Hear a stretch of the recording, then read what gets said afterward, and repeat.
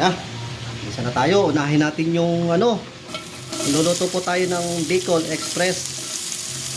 Yan. Ngayon sa ngayon, inuna natin yung sibuyas.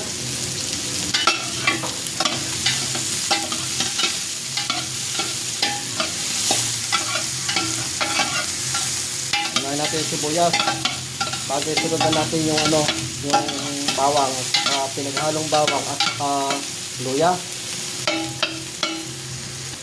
Yan, susunod na natin itong pinaghalong ano, bawang yan sa luya. Yan, titira tayo para sa lahing.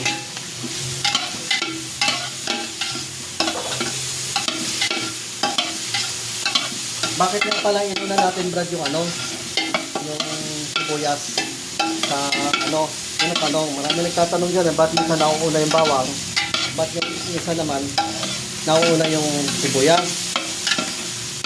Kasi ang purpose daw nun, ayon din sa napakinggan ko na siya, hindi ko naman intention na ano, na tostahin yung bawang. Might lang.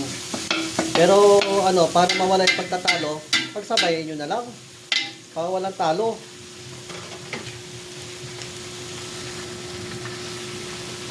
Lagyan na natin itong sili. Yung sili natin kulay green.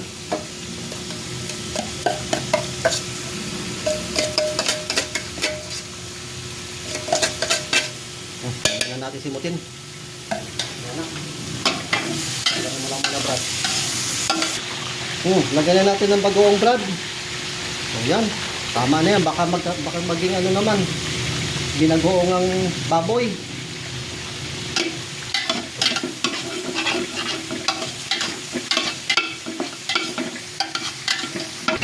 Yan, pasensya na mga insan. Hindi ko na pinakita na ano, yung paglagay ng karne. Ito nga palang pork, ano yan, na-marinate ko na yan sa ano, sa konting toyo at kalamansi, saka paminta. Yan, medyo may lasa na yan. Isang linggo ko marinate dyan. Yan. Yan, medyo isasangkot siya lang natin medyo ng ano, hanggang sa medyo maluto na yung karne. Yung karne niya kakatas pa yan eh. Yan, mikos-likos lang natin mga insan. Yan, kaya kumatas na oh. Hindi ko pa ilalagay yung gata dyan oh. Mamaya ko pa lalagay yung ano yan, yung gatae. Pasensya na kaya mga insan, hindi ko na nilagay yung ano, yung mga ingredients, gano'n karami ingredients, gano'n maraming bawang, wala nang sukat yan. Ayan o.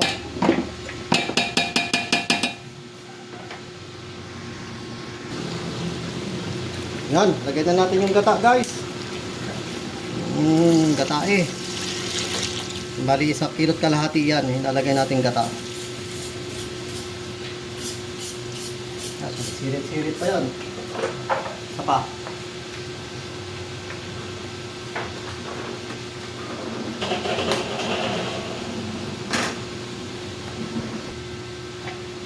Mekos-mekos lang mga insan.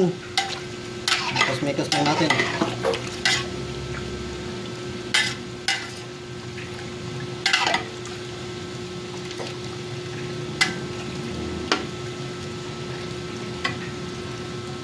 Yan.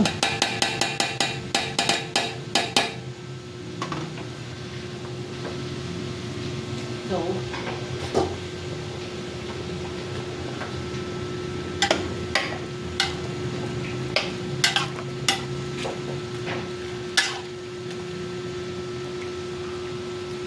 yung mga kadi, dugtong-dugtong pa eh. Hindi ko malas-kalas eh.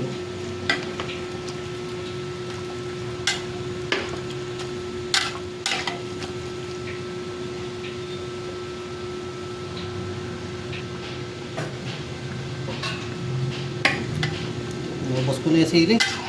Walang tira-tira dyan.